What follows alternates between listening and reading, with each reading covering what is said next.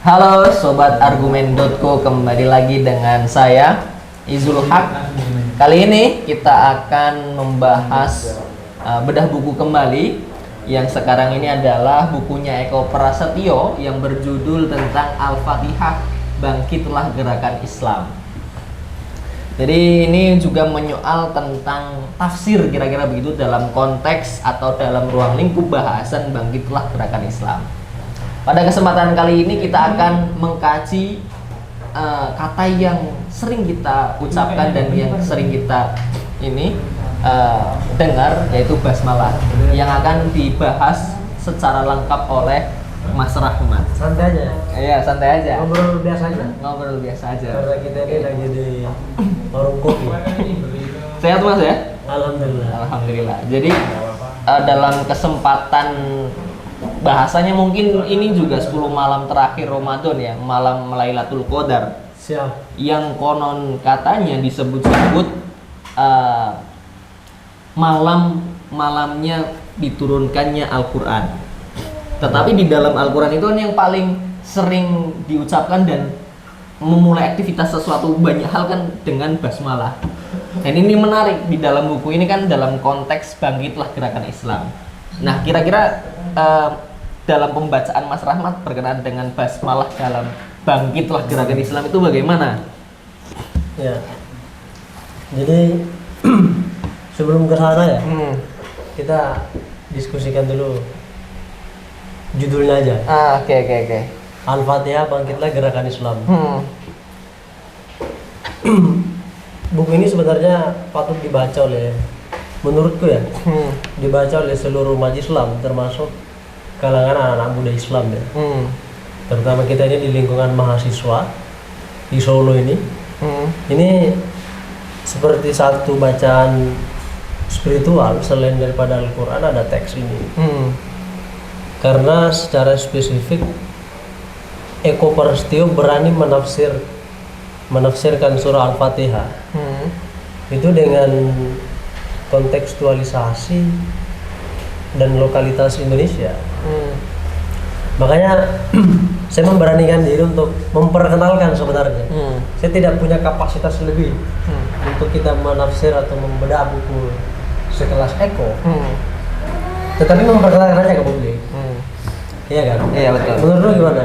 Ya memang bagus ini karena kan bacaan yang saya kira dikupas bagus karena sering kita baca kan surat itu begitu. Ummul kitab bahasanya. Betul. Ummul Quran ya, Ummul Kitab. Ummul kitab, ibunya kitab Al-Qur'an. Nah, di buku ini kan tebal ya, ini Iya. apa namanya? 300-an halaman. Tapi yang perlu menarik dibicarakan sebenarnya dari buku ini adalah bagian Bismillahirrahmanirrahim ya. Karena kan Al-Fatihah ya, ayat pertamanya kan Bismillahirrahmanirrahim. Iya. Jadi kalau kita mendasarkan perkataan Gus Baha itu ya, jadi di dalam satu Al-Qur'an itu yang paling utama ya jelas Ummul Kitab. Tapi dalam Ummul Kitab itu ketika ditelisik lagi yang paling utama ya ayat Bismillahirrahmanirrahim. Ayat Bismillahirrahmanirrahim. Iya. Tapi kalau dari ditarik lagi Bismillahirrahmanirrahim yang paling penting mana? Apa? Huruf ba di titiknya. Gimana titik itu? ba di awal. Yang huruf ba-nya nih, bismillahnya nih. Nah, titiknya itu. Itu gimana itu?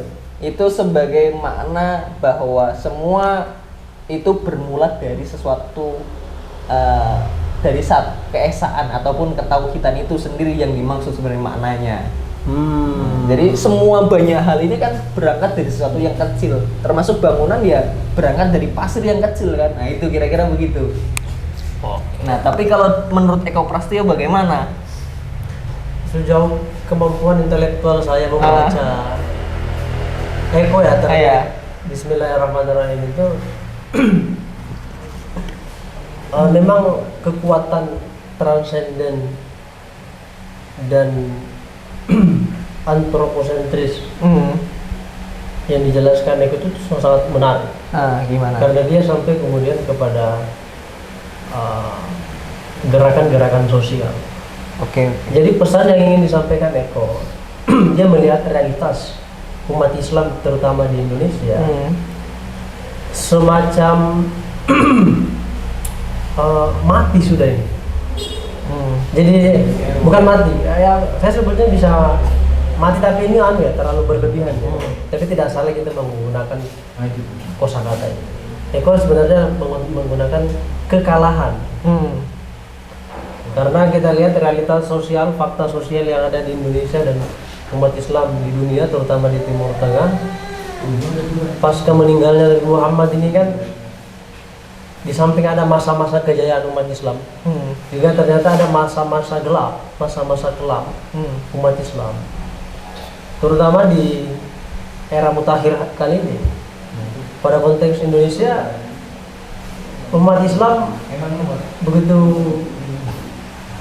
tidak terlihat gaungnya, gerakannya sebagai satu subjek gerakan atau apa namanya, lokomotif gerakan Islam ini.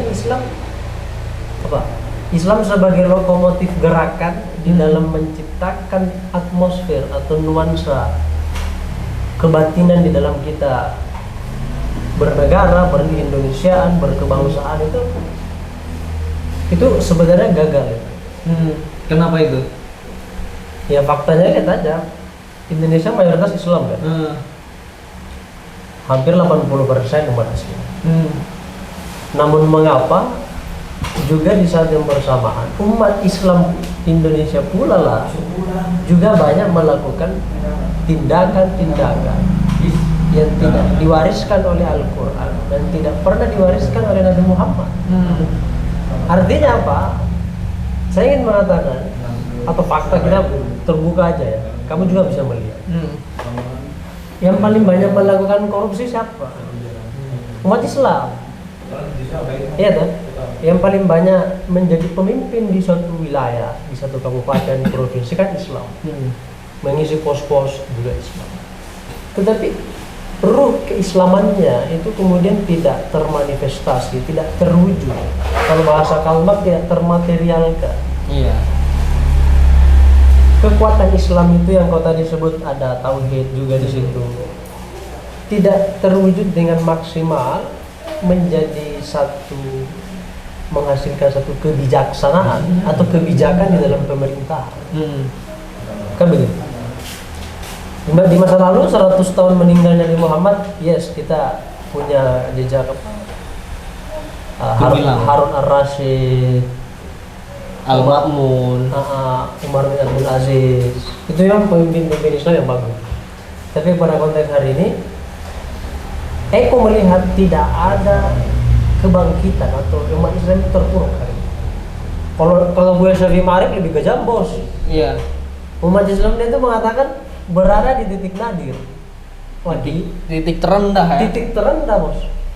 Seperti bukan lagi di bawah tanah, bukan lagi di atas tanah, Pak. Di bawah tanah. Di bawah sumur. Di bawah sumur. Kan ngeri. Itu titik nadir.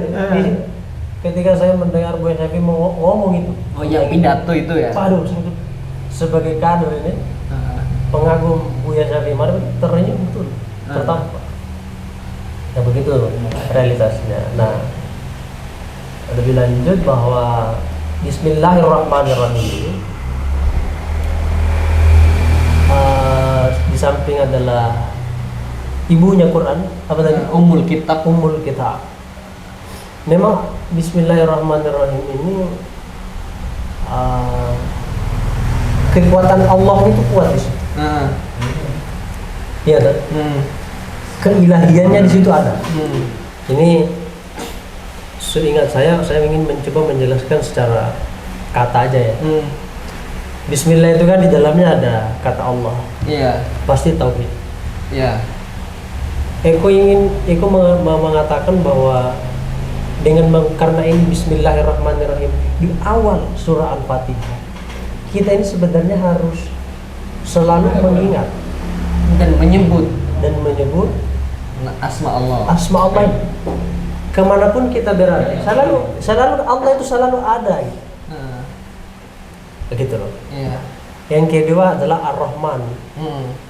Ar-Rahman ini makna Asmaul atau Husna. terjemahannya adalah ada 3 sih sebenarnya itu. Pertama adalah cinta ya. Yang kedua itu segera. Yang ketiga itu adalah sifat yang tidak permanen. Penyayang. Penyayang. Tapi di Ar-Rahimnya itu baru lengkap. Allah kemudian Ar-Rahim artinya penyayang ya. Pengasih, kekasih. Lebih ke Ar-Rahman. pengasih sebenarnya. Ar-Rahman Ar-Rahim. Bismillahirrahmanirrahim.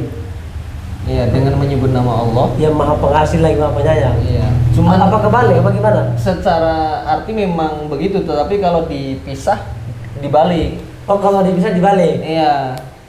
Begitu ya? Iya. Oke. Tetapi di buku Eko ini memang Ar-Rahman ketemu Ar-Rahim itu Satu paket yang satu lengkap. paket yang lengkap. Satu paket yang lengkap. Iya, kalau penyayang itu kalau umumnya kita maknai itu ruang lingkupnya dunia. Ar-Rahman. Dan ruang lingkupnya tidak hanya sebatas umat Islam saja, tapi juga umat makhluk yang lain. Tapi kalau Ar-Rahim itu dikhususkan dan diarahkan hanya sebatas kepada orang-orang mukmin atau orang Islam. Makanya lengkap. Jadi Ar-Rahim itu betul-betul Allah itu mencintai, mengasihi betul umatnya atau umat Islam lebih khusus ya.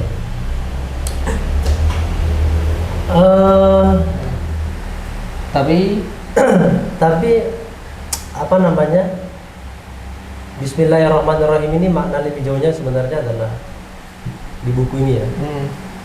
Setiap kali kita mengucapkan Bismillahirrahmanirrahim selalu ada kata atau tindakan setelahnya. Iya, betul. Contohnya Bismillahirrahmanirrahim sebelum makan. Iya. Bismillahirrahmanirrahim sebelum Membuka pintu, membuka menaiki pintu. kendaraan. Betul.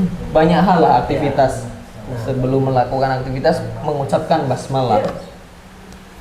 Nah, makna ini yang diperluas oleh Eko. Yang Artinya- diarahkan kepada bangkitlah gerakan Islam, gerakan-gerakan sosial. Yes. Iya. Tapi masih seberapa aja ya, Ah. beberapa aja karena masih banyak ayat-ayat setelahnya. Masih ada ayat-ayat setelahnya. Jadi dengan kekuatan Bismillahirrahmanirrahim tadi, kita ini sebagai khalifah kata Eko, itu sudah seharusnya dan memang selayaknya kita sebagai khalifah fil ard ini. Itu melawan kebatilan, melawan kemiskinan, melawan kezaliman. Kalau bahasa Eko lebih spesifik, melawan ketidakadilan.